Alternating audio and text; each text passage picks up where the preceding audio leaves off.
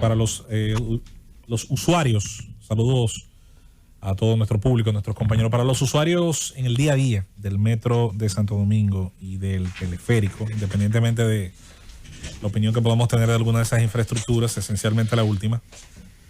Pero llega la buena noticia de que van a retomar los horarios, digamos, acostumbrados prácticamente. Se logran ampliar los horarios. A partir de este lunes 19 de abril el metro va a trabajar de lunes a viernes desde las 6 de la mañana a las 10:30. Incluso yo soy de los que pidieran que se puede extender un poco más a las 10:30 para que le dé más de media hora de chance a quienes saliendo a las 10 están a un poco más de media hora de distancia en cuanto al tiempo que podrían consumir para llegar a una parada. De verdad que me gustaría, incluso si es posible, que la OPRED diera, aunque sea unos minutos más, unos 15, 20 minutos más a esos empleados. Y los sábados y los domingos, de 6 de la mañana a 10 de la noche. El teleférico, de lunes a viernes, va a trabajar de 6 de la mañana a 10:30. Y los días sábados va a trabajar de las 6 de la mañana a las 9. Para el teleférico pediría algo similar. Incluso el teleférico tiene que considerarse dentro de la red como un elemento complementario del metro. De hecho, si se fijan dónde termina o dónde enlaza la red del teleférico, es precisamente en la estación del metro que está justo al cruzar ahí el puente de la 17, el puente Francisco del Rosario Sánchez. De manera que yo creo que bien podría, complementando esto, también cerrar un poco más tarde para darle el chance a quienes, habiendo salido a las 10 de la noche de su trabajo, habiendo tomado el metro en cualquiera de sus ramales, en cualquiera de los inicios, ya sea la línea este-oeste, que tiene como límite el kilómetro 9 de la autopista Duarte, o en el caso de los que lo tomen en la feria y usan el transfer para llegar ahí al punto inicial del teleférico, pedimos en nombre de ese gran núcleo de usuarios que entonces el teleférico complemente el horario y cierre un poco más tarde. Claro, eso hay que planificarlo correctamente, eso necesita de una ingeniería apropiada también del personal, porque estamos al mismo tiempo que exigimos eso, sabiendo que carga un poco más de trabajo al personal de esas dos redes. Estamos precisamente en virtud de que ese servicio público tiene servidores que también tienen sus compromisos familiares y hogareños, a que se haga el trabajo adecuado de organización de los tiempos que tiene el personal de servicio tanto en un lado como en otro. Dicho sea de paso, la OPRED, si algo hasta ahora me parece es muy positivo, es que su personal, que por cierto, dicho sea de paso, es muy profesional y casi siempre con un muy buen trato, tiene un servicio de transporte muy cómodo, muy eficiente, como el que se merecen los servidores públicos que trabajan duro. Porque aunque tenemos una cultura de un grave escepticismo en relación al tamaño del Estado, igual también somos de los que creemos que los servidores públicos, que sí son necesarios, que sí justifican su presencia en la nómina pública, también reciban, hay que decirlo, una buena paga y un buen complemento en cuanto a cosas que faciliten el servicio que ofrecen. Ahora, en nombre de esa enorme cantidad de público que aquí en la capital está haciendo uso de esas infraestructuras por demás caras, de un altísimo nivel de inversión, y en algunos casos se sospecha que de sobrevaluación, nos ha costado demasiado trabajo a los ciudadanos pagar esas infraestructuras, tanto a nivel de nuestros impuestos como a nivel del endeudamiento que en nombre de nosotros se tomó para terminarlo. Bueno, vamos a exigir para esa ciudadanía entonces unos horarios que puedan complementar sus necesidades. Así como también nunca es tarde para pedir que se siga expandiendo la red del metro, del tren metropolitano, que es realmente lo que significa metro. Esa es la diferencia con hablar de un ferrocarril interurbano, interregional. Bueno, el metro, que es el tren metropolitano, a exigir hoy y siempre que se pueda extender y terminar algún día ese plan maestro de las 6 líneas que se complementan alrededor del mapa de la ciudad y que a su vez se termina con la superestructura que es licitar las rutas que alimentan las paradas y que ese trabajo se haga de alguna manera valiente, dando participación a los sectores, tanto nuevos como tradicionales, que dentro del mundo del transporte masivo han estado, pero que están dispuestos a elevar el estándar de calidad y conseguir, señores, una infraestructura de tránsito, una logística de tránsito, de transporte masivo de personas, eficiente, con una relación costo-calidad satisfactoria y que pueda algún día entonces generar dentro de la cultura de transporte masivo en el país el hecho de que las clases medias, medias altas y quien así lo desee puedan en algún momento decidir por ese uso del transporte de manera rutinaria a su trabajo, a su lugar de estudio, porque le va a dar un transporte de calidad, con seguridad y porque existan las condiciones incluso de poder abandonar el vehículo personal por unos días, durante los días y los horarios más difíciles. Y eso, señores, es lo único adjunto a otras políticas de infraestructura que puede mejorar el tema del flujo y el ancho de vía, la eficiencia en el uso del ancho de vía y del flujo vehicular. Eso con otras medidas que tendrán que ser valientes, pero que a mí me preocupa, me sigue preocupando quién las va a tomar. Esa realmente es una de las graves preocupaciones que tenemos. ¿Quién va a tomar esas decisiones? Y con eso entonces vamos a conseguir tarde o temprano lograr ir liberando la vía, y con esa liberación entonces sí se puede hablar de ciclovía, sí se puede hablar de una educación vial que le dé un espacio determinado a ciclistas, entre muchos otros usos que se le puede dar a las vías. Yo siempre recuerdo la experiencia que tuvimos en Sudamérica con la Avenida Atlántica de Río de Janeiro, que en horas de la tarde se convierte uno de sus dos grandes carriles en una vía peatonal donde la gente hace ejercicios, donde hay gente en patines, donde hay gente en bicicletas, donde hay gente simplemente corriendo. Ahora, eso ocurre tras todo un trabajo de mucho tiempo, que entonces da el traste con que se vaya liberando, insistimos, de manera inteligente. La gente vaya generando opciones, costumbres, tradiciones que ayuden a que esas decisiones puedan ser tomadas. Fuera de ahí, pues no nos parece fácil que se inicie por el otro lado. Quería aprovechar este comentario de hoy ya en la parte que nos resta, y de hecho es quizás el centro que queríamos darle, para hablar de otra gran obra que debe ser retomada, que se debe seguir perfeccionando, y que es como política pública lo que se llama en algunos países obras que nunca se terminan, solamente se pueden seguir complementando. Y hablamos del 911, que fue en el gobierno de Danilo Medina, sobre todo el primero de los dos, quizás de sus políticas públicas, la que más apoyo de seguro recibió, entre otras, que fueron aplaudidas por todos los sectores de la sociedad. Que es bueno recordar, está compuesta de diferentes capas.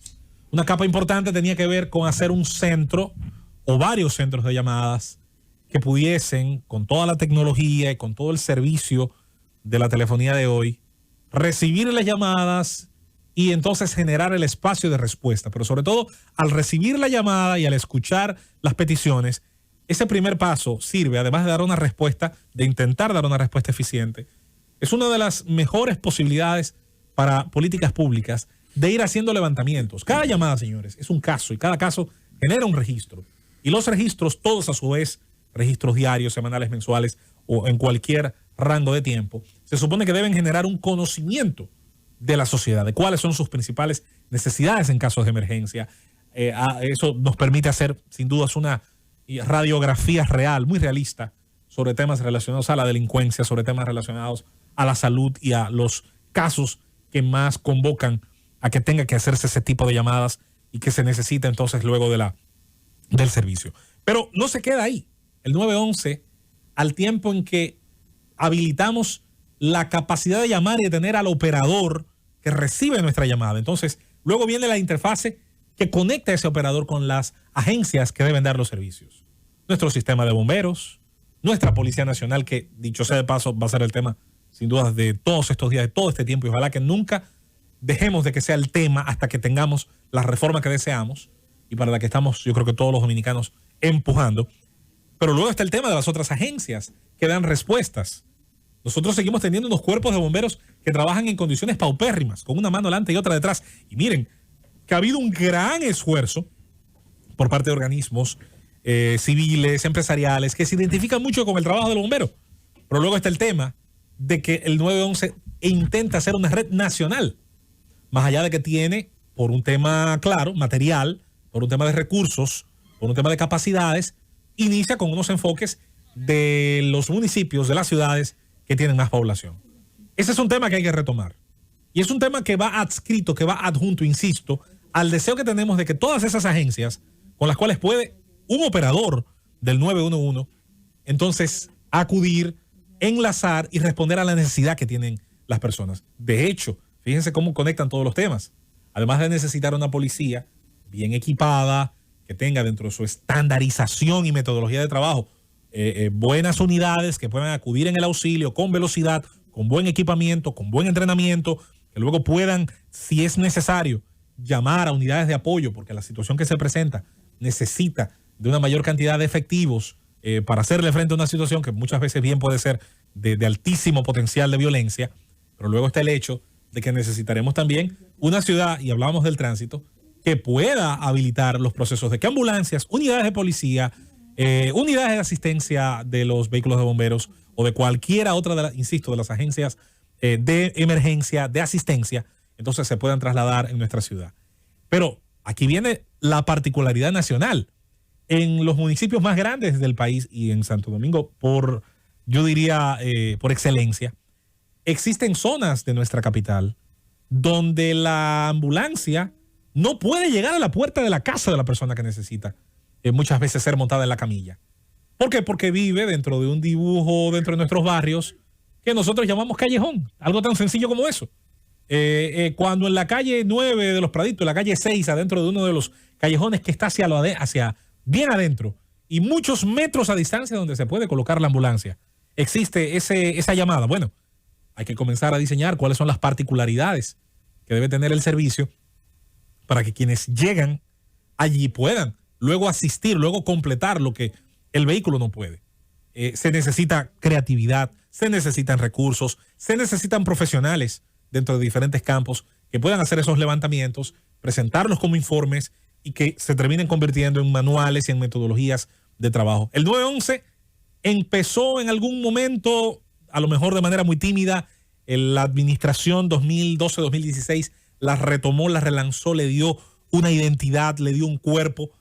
Eso pasa también por tener hospitales en capacidad, centros médicos públicos y privados en capacidad de recibir lo que luego ese sistema de emergencias va a estar conduciendo de manera efectiva hacia esos centros hospitalarios. Y ahí viene la situación de las provincias. Cuando intentamos expandir el 911 al resto del territorio nacional, se va a dar una situación. Y es cómo están las capacidades de respuesta de esos centros médicos. Verbo y gracia en el caso de los centros médicos públicos que intentan dar una cobertura mayor, masiva. Hay una situación y hay una necesidad que en algunas regiones, sobre todo las más pobres del país, las que están menos cubiertas por el desarrollo, entonces vamos a tener ahí un déficit y hay que cubrirlo. Ahora, todas esas políticas en cada una de esas ramas tiene que conectarse a ese plan maestro también.